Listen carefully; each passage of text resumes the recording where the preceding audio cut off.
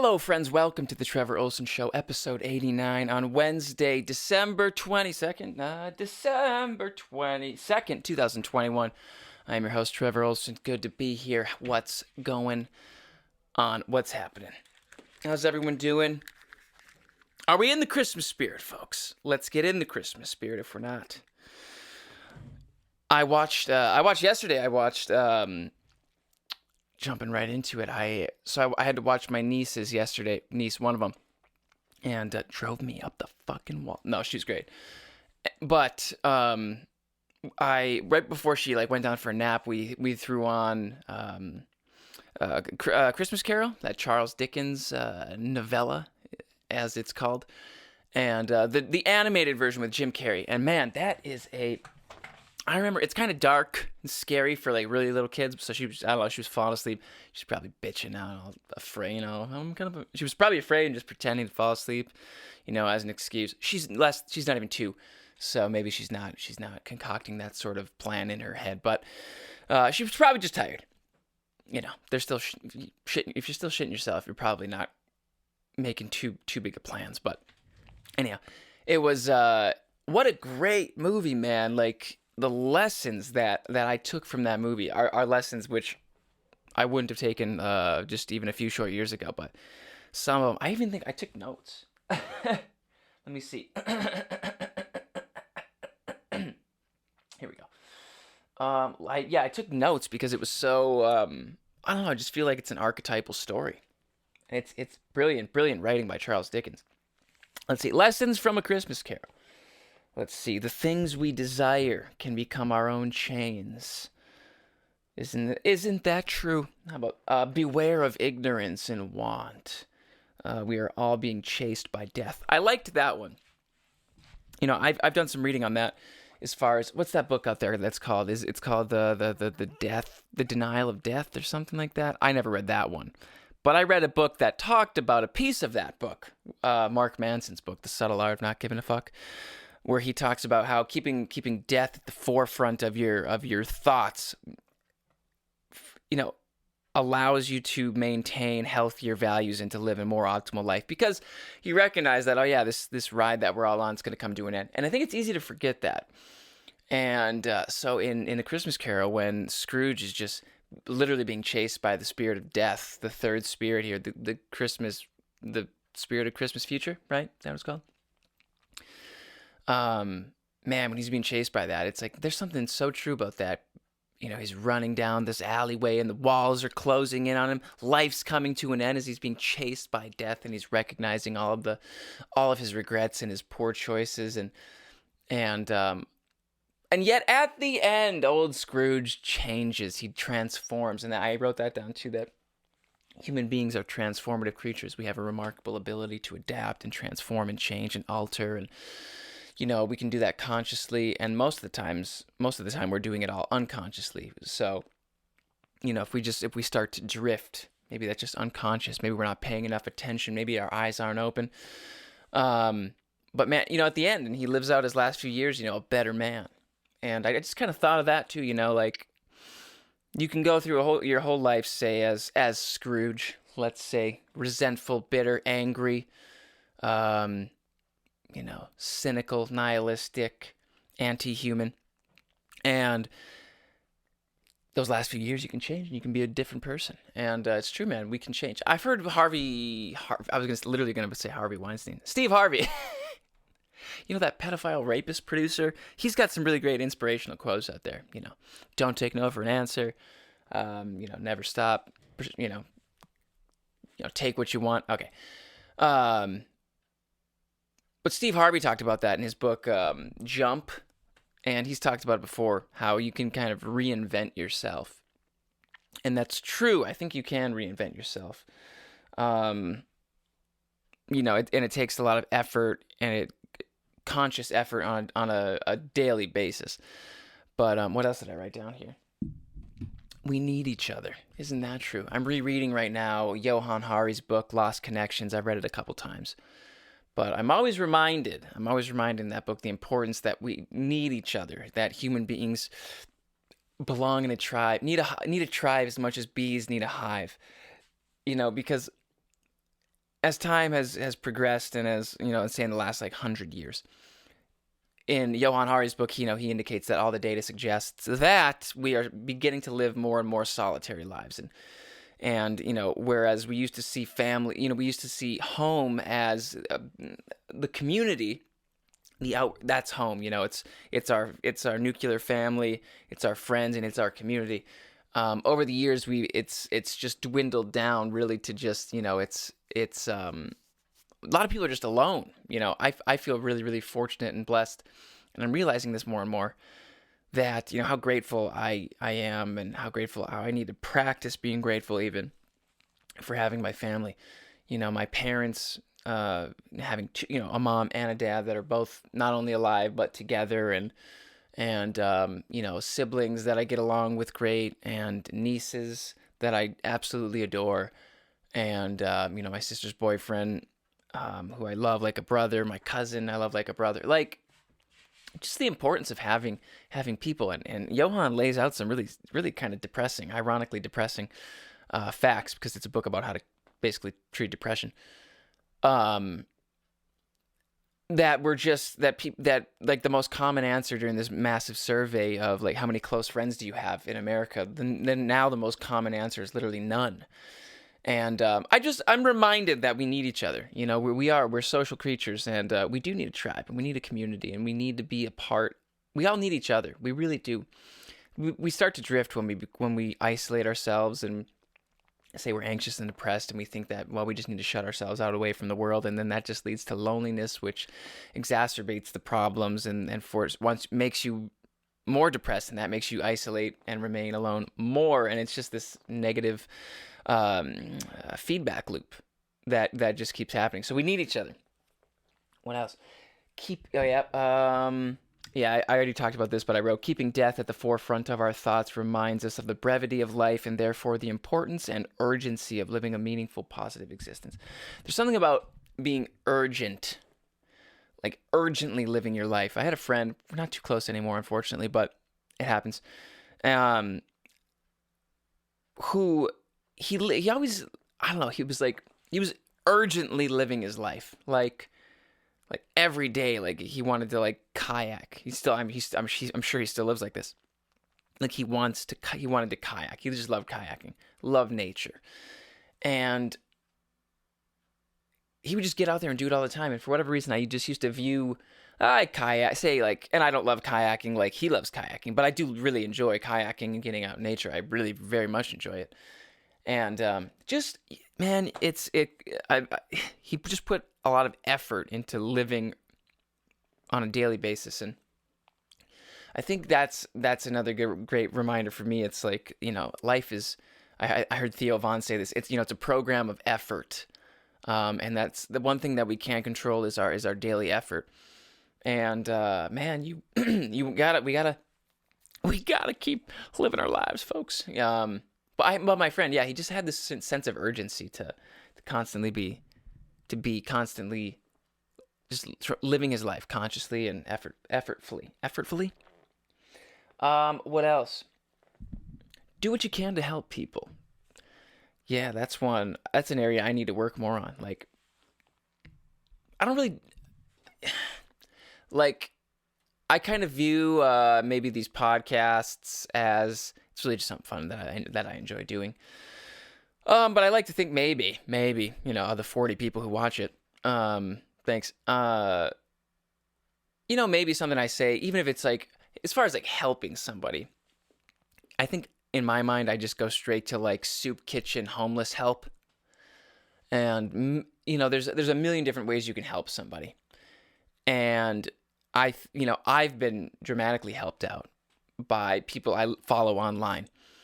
And, guys like Rogan, Russell Brand, Jocko Willink, Jordan Peterson, Mark Manson, James Clear, like all these really, really fast, these people who put out content online. And these are amazing people, and they sit in their own space at their own place, and they do their thing, and then they put it on the internet, and it helps people. And so I like to think that maybe music I put out can help people. podcasts I put out can help people. Even if it literally is just like give somebody, some chuckles, something like that. Because man, like comedy and laughter, that's so important too. So, but as far as like I haven't wandered out whilst on out into the community, let's say, and really done. I did a little bit of community service at my church once. I remember too. What did I sign up for? I think I signed up for the American Red Cross, like contractually. And then they just emailed me, and I was like, nah, bro, I'm busy. Like, so shitty. And then people will stop trying to get in touch with you eventually if you don't respond. There's a nice little trick. No, like, yeah, I signed up for it, and because I was like, I need to do something, to give back, so to speak. And then I was like, no, I just didn't. I'm just busy. I do like the idea, though. I like the idea. I've never done it, of getting out there and helping with like disaster relief, something like that. Getting like being physical, using my hands to like move, to clean up an area, something like that. Which again, haven't done. So I'm just talking out my ass. Well, just continue along on that same plane. Don't live selfishly. Be generous. Yeah, we've all met those generous people who have helped us out, or who have helped maybe perhaps somebody out that we've seen, online, or that somebody we know of. And there is something to be said that's so lovely about people who live generously, who I don't know, they constantly are trying to elevate other people, raise people up. And I had this realization yesterday, literally, that the more successful, and again, that's an arbitrary term, but let's say, I'll use an example. Like the more successful you become, I'm talking to you, friend. The more successful, the more like you take care of yourself, the more you get your shit together, the more you elevate yourself, the more people in your inner circle see that and get elevate, and then they hopefully, and then they begin to elevate themselves as well. So it's like if you lift yourself up, the people around you see you lifting yourself up, and they are likely to lift themselves up a bit as well. So it's like we all elevate each other. Like I've had some, and again, this is just a side effect, but if somebody say, if I put up some like fitness thing, like I've had some people message me and be like, I lost some weight, watching, seeing your pictures or whatever, seeing how in shape you are, and not, and that's not my intention, but I just put up stuff online, and but I've had some people say like, oh, I lost like 30 pounds watching your stuff, just feeling inspired, feeling motivated, keep it up, thanks. And that's not my intention at all, but that just goes to show, like, I was even thinking about it yesterday, I was going for a run, and it's like, I'm running for myself fundamentally, for my health and my own physical and mental well-being. But at the end of the day too, it's like it's like we're all connected in this strange, unknowable way. And I'm not just running for myself. It's like I'm running for everybody. I'm literally running for everybody. And then everybody else out there doing the exact same thing. It's like they're doing exactly that as well. It's like they're running for themselves, but they're also running for everybody. And they might not even know it, but when you see people just trying to get their shit together, man, it's inspiring. It's encouraging, and you go, you know what? That motherfucker's trying to get it together. Maybe I should try to get it together too. Maybe I can. Or, maybe you see somebody out there doing, pursuing their craft, and they're doing it, and they're successful, and that seeing them do that, you can go, you know what? They're doing it, so maybe I can do it. And I think cynical people will look at that and be like, no, that's not the case. But I don't think so. I think that's right, man. I think we all lift each other up, and it's like I listen to these really intelligent people online. I go, man, these people are so smart. They're so educated, and I go, man, I want to be that. Like, I want to be more intelligent, more articulate, and more. I just want to be a better human, and I get inspired by that, and through their own elevation. it elevates me to pursue and to go upward as well. And then in turn, and it just ripples, man. It just ripples and goes. It just goes and goes and goes. And again, it's unknowable, it's unseen, it's unmeasured, but it is the case. It is the case that we all lift each other up, man. We need each other. That's what I was getting back to. Getting back to the old Christmas Carol. I learned all this from A Christmas Carol, folks. What else? What else did I write down? I think I wrote down one other thing here. Face your demons. I noticed some. How do you say it? Jungian, Carl Jungian. Never can say that guy's last name. Haven't read any of his books. Not sure I have the intellect for it yet. But, shit. See, don't even know what I'm going to say. Oh yeah, he has that phrase. What is it? Maybe I shouldn't mess it up completely. So I'll look it up here. It's something like, I'm going to take a guess at it, like, what you most want to find will be found where you least want to look. Let's type that in. What you most want to find. Here we go. That which you most need will be found where you least want to look. Yes. Carl Gustav Jung was a Swiss psychiatrist, psychoanalyst, and the founder of analytical psychology. Yes.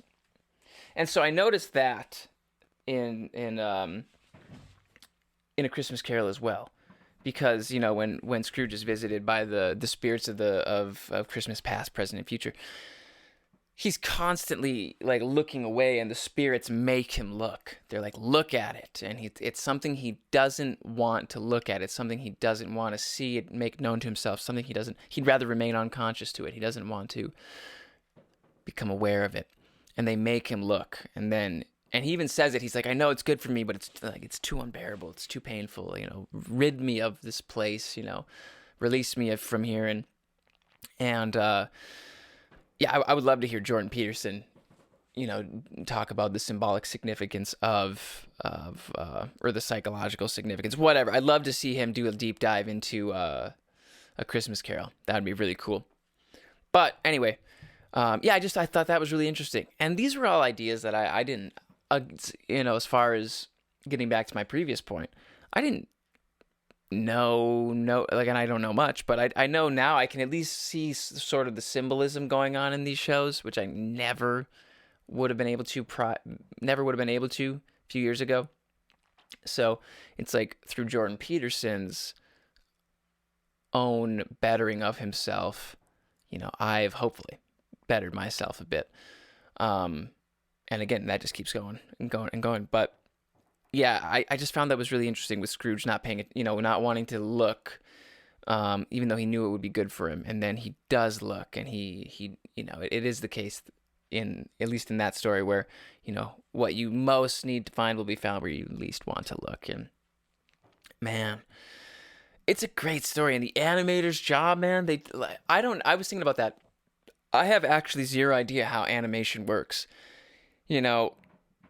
It's easy to understand, not easy, but you understand how the old Disney movies were made, right? With the old cartoons. It's like amazing. These creators, these artistic people drawing these scenes and over and over again, thousands of pictures, probably tens of thousands of pictures to make an entire movie. But I just don't know how animation works at all. I mean, is it the same exact thing just done digitally?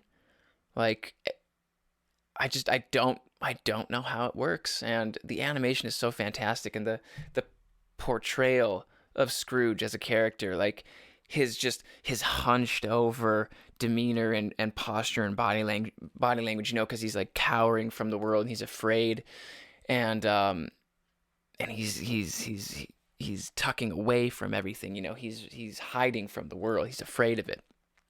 And it's interesting too, because he talks about that, how he fears poverty. And even though I think he earns a decent living. I think that's the case in A Christmas Carol. I think that's the case, that Scrooge actually earns a decent living, but he's just trapped in this poverty mentality of which I kind of hate using that phrase, because there's that, I don't know, those are just kind of like hot button phrases, you just got to get out of your poverty mentality, man. Start thinking prosperous and money, just let it flow to you. I think there's something to be said about that. But he's got money, but because due to his fear and his that sort of mindset, his woman leaves him, and he despise, I don't know, maybe he despises himself for that, or he despises her, but that was an example of the spirit of Christmas Past, showing him his time with his, I don't know if they were married, his wife. I think they were married. She's like, I release you. And he's like, tell me, woman, what have I ever done to blah, blah, blah, blah, blah. I release you. But his character is so good. It's so good. And it's Jim Carrey. Like Jim Carrey voicing Scrooge. And it almost, and I'm sure they did this on purpose, it almost looks like this shell of a Jim Carrey, like the hunched over, like the long nose, the old frail bitterness. Like it looks like an old frail bitter hunched over Jim Carrey. And I'm sure they did that on purpose because it's him voicing the character, but it doesn't look exactly like him. But I wouldn't have even known it was him if it hadn't said his name as the voice. I'm almost certain that he's the main voice of Scrooge. Let me just make sure, because I'm kind of just assuming because I saw his name. Miss Carol, Jim Carrey. Let's see. Yeah, he's the main guy. Yeah.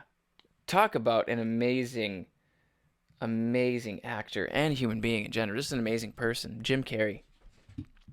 I love his story too. And he, getting back to that sort of like prosperous mentality, he's literally, he could be like the poster boy for like that book, The Secret by Rhonda Byrne, I think is her name, where she's like, just write a fake check and a few years down the road, you'll get it. Just got to believe it. Got to feel it.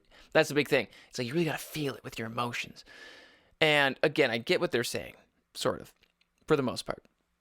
But Jim Carrey's that guy who, wrote the check for like, what did he do? He wrote a check for like $5 million or something.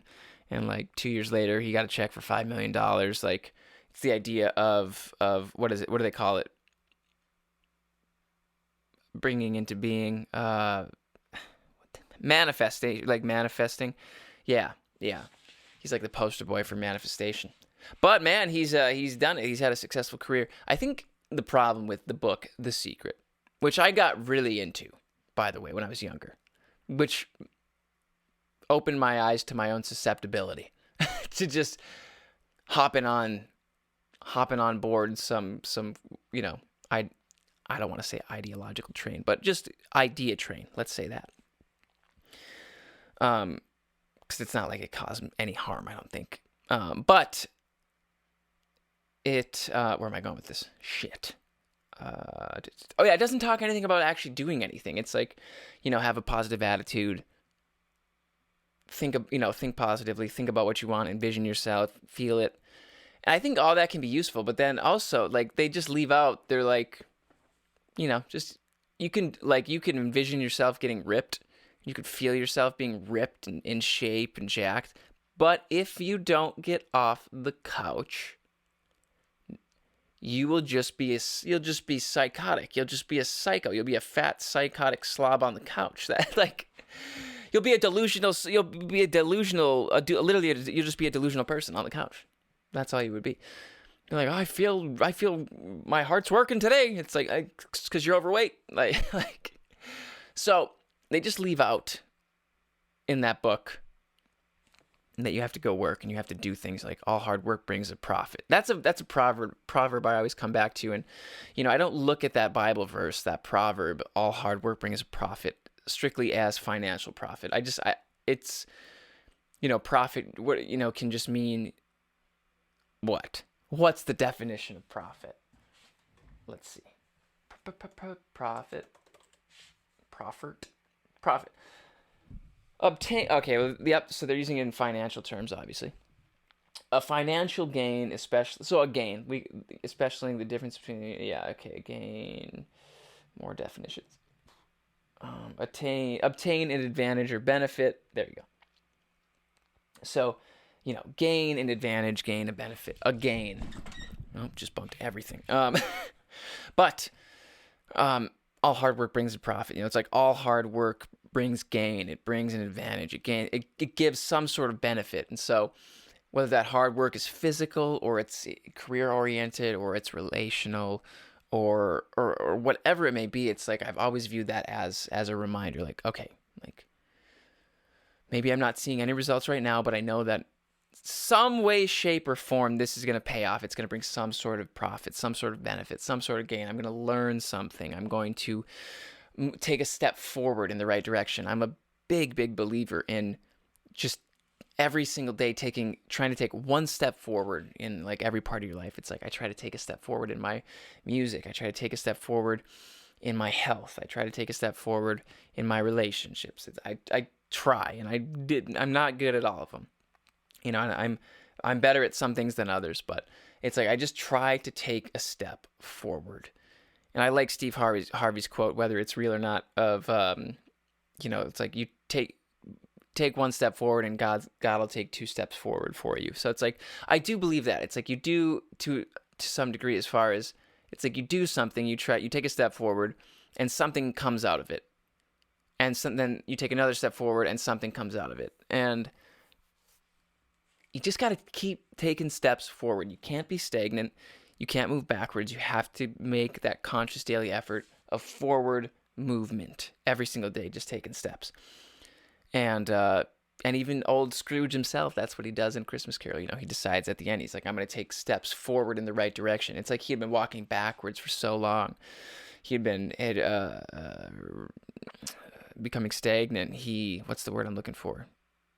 He'd been reduced over the years. He didn't gain. He didn't move forward. He stepped backwards, and he became smaller and weaker. He didn't get bigger and stronger. And I don't mean that even physically. But it also happened to him physically. Psychologically. He getting back to Johann's book on depression, it's like he became fearful of the world, and he kind of shut it out. And by shutting it out, he became more fearful and more angry and bitter, and like he just kept moving backwards. And at the end there, when he's reminded of his own death and demise and his own legacy, he starts taking steps forward, and he makes that change. So yeah, we got to keep moving forward. So I'm a big believer in that. I always just try to take one step forward, man, in whatever it is I'm doing, and whatever it is, like even just the podcast in my mind, it's like having a consistent, regular thing to do for me every Wednesday and Saturday. That's a step forward. I try to just be real, just be myself. I just try to do that. Because even that can be difficult. It's like, because people are so afraid of judgment. I think I'm fortunate, hopefully, just in my temperament. Like, I'm pretty open with sharing about myself. So, but, yeah. A Christmas Carol, ladies and gentlemen. Fantastic movie. Go check it out. 2009, Jim Carrey. That's the one, animated version. That's the one I watched. That's the one I'm talking about. Just like that, friends, we're at the end of the show. Merry Christmas, Happy Holidays, Happy New Year, and Happy Kwanzaa.